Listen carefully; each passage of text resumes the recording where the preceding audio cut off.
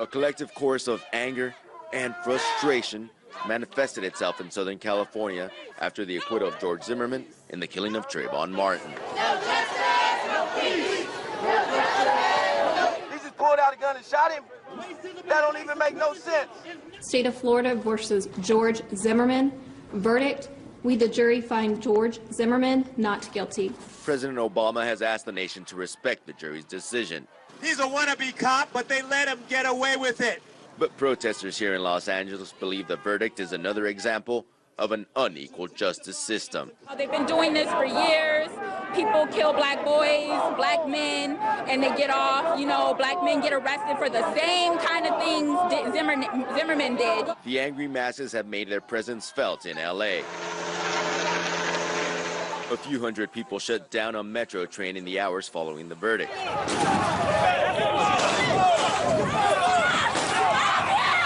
Police fired beanbags at marchers, hitting a protester and a journalist.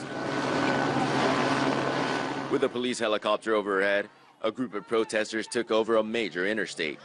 Photos show the crowd bringing traffic to a standstill. Anger over the Trayvon Martin case has clearly spilled into the streets of Los Angeles. Behind me, you can see police in full riot gear trying to hold off demonstrators who have approached the 10 freeway. One of the busiest freeways in the entire world has been shut down as protesters make their way through the streets of Los Angeles.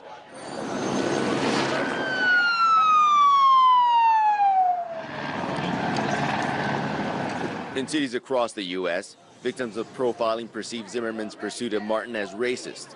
Racial profiling is not okay. Racial profiling is not okay. The Department of Justice claims it hasn't found any evidence of racial profiling. This is a racist structure that benefits me every day. I think white folk need to at least recognize it and admit it. And I think one step further is how willing are they really to get rid of it? Ian LaBelle says he's privileged to not feel the discrimination young black men feel. I've never known what it was like to be followed around a store.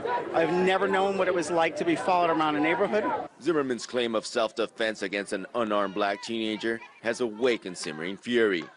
With emotions still high, street protests are expected to continue. We need numbers, you know, numbers will speak, the people will speak. All power to the people. In Los Angeles, Ramon Galindo, RT.